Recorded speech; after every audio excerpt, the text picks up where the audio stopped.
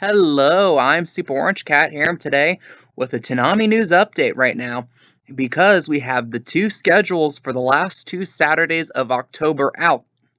If you are aware, you know that Loop on the 3rd will end on October 15th. That is the second Saturday from now.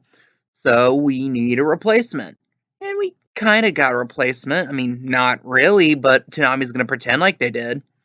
And that replacement is doubling up with another episode of Naruto Shippuden. They've done this a couple times before, and the argument can be made this is a 1 week stopgap because the week after that is Halloween, and more on Halloween schedule in a moment, but Toonami's schedule for October 22nd, which is the third Saturday from now, or 15 days from me recording this, will be the finale of Housing Complex C at midnight, Yashahime at 12:30, One Piece doubling up at 1, Naruto doubling up at 2, and what I think is the most interesting part of the schedule, just one single episode of Made in Abyss at 3 a.m.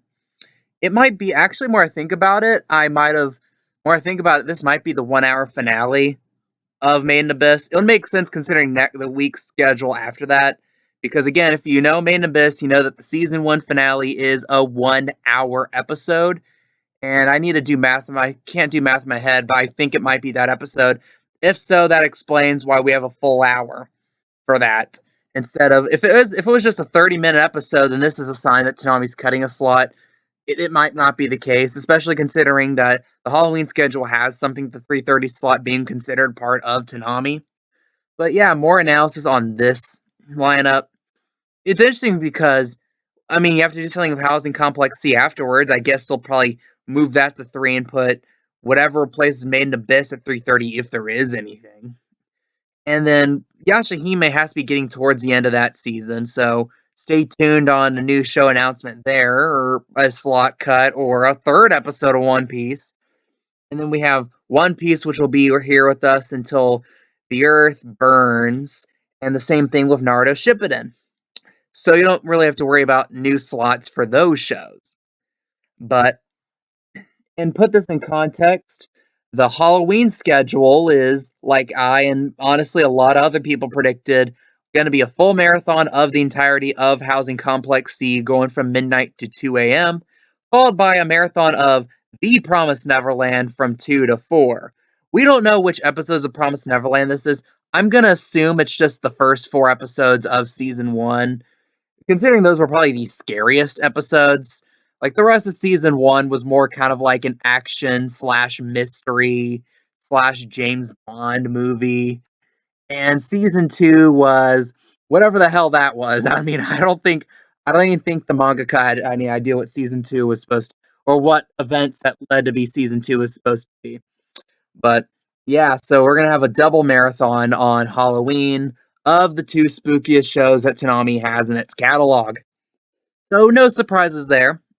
But again, this raises questions for the future. You have a new show in Loop on the 3rd being replaced by yet another well, not really a rerun, a doubling up of a show that's already on the block. Technically, these are episodes that have never physically aired on TV before, so they're technically new episodes, although you could get them available streaming for a while. But I digress. I'm going to say this is a pretty bad situation here. Because again, a couple weeks ago, we had the announcement that like half of the Toonami originals have been basically pawned off as a tax write-off because Fena's gone forever, Shenmue say bye-bye, and Blade Runner Black Lotus say bye-bye. We are never seeing those guys again. And that raises the question, what direction does Toonami have from here? I mean, when we know that there's a real shot that as soon as Toonami gets an original on the block, it might get written off. And honestly, wouldn't be surprised the only reasons why the two Fully Cooley sequels weren't written off was because then it would make no sense to have two more Fully Cooley sequels, which you're going to air afterwards. And hell, probably sometime next year when those two air, all four might get written off, you know? I mean, that's just where we are. And it sucks, you know?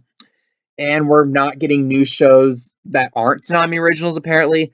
I mean, I'm just looking again at this October 22nd schedule.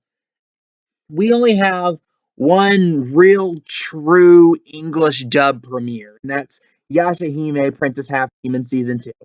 And that's a show most people, honestly, in the general anime sphere, kind of forgot about halfway through Season 1. It's here because Season 1 was on the block, and Yasha was an adult action staple for forever. And then, like, again, Housing Complex C, that's an original. It's a 4 episode run, so it's not like you can re-air it that many times. And you have One Piece, which, like I said, is One Piece and Naruto Shippuden, which, by the definition of the word, are new episodes. But again, you could see them years ago on some other platform. And then again, Made in Abyss, that's a rerun. Like I said, we're probably not getting Made in Abyss Season 2. I'm looking at like current newish anime titles. I don't realistically see any of them getting onto Toonami unless they make a shock deal. But probably the way forward for Toonami is, if they even get quote unquote new shows, is to get old reruns. They did this with Paranoia Agent during COVID, and that was, I guess, kind of well received. And I mean, what are you gonna do? Have Ballmaster Season 3, Jumiseto Season 3, and pretend like they're Tommy originals? I mean, I guess something like Megalobox Season 2 is still floating out there. Maybe it picks that up. I mean, I think Mob Psycho's off the books. I think Jason DeMarco himself said that they're never getting Konosuba. So, yeah, unless Toonami makes a big shock move and pays a big paycheck that we know they probably don't have a open check right now with the cuts that Warner Brothers Discovery is making, which apparently did not spare Toonami like we first were led to believe. I mean, Toonami has a very, very, very hard way forward. I mean, to look forward, I mean, next year you have two Fully Cooley sequels, you have Ninja Kamui, who everyone forgot about, and you also have Uzumaki, which is going to air probably a year from now, after like 3-4 years of waiting. And that's a 4 episode event too. The Fully Cooley sequels, I think they already announced they're going to be 6 episodes each, like the original and the two sequels. Ninja Kamui, I think I read somewhere it's 10 episodes. I'm not sure on that.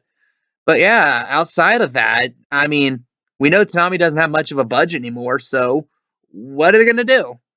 Like I said, the only way forward, in my opinion, is to get like older retro anime. Possibly, hell, if it's possible, and if they can get past the whole century aspect, get something like random, like Dirty Pair or something. Like, the dub is utter shit, but just get random anime from the '80s and throw it on there.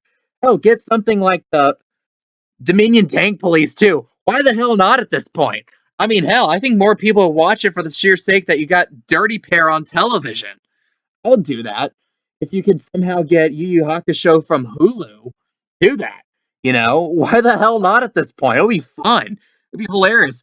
Get, like, old '80s and '90s anime and just throw it on there. Hell, get like hardcore ecchi on here too, but you have to put it at like 3 a.m. because of watershed laws and all that crap. Why the hell not? What do you guys think? Leave your comments, leave your opinions down below. I am the Super Orange Cat, and that is all.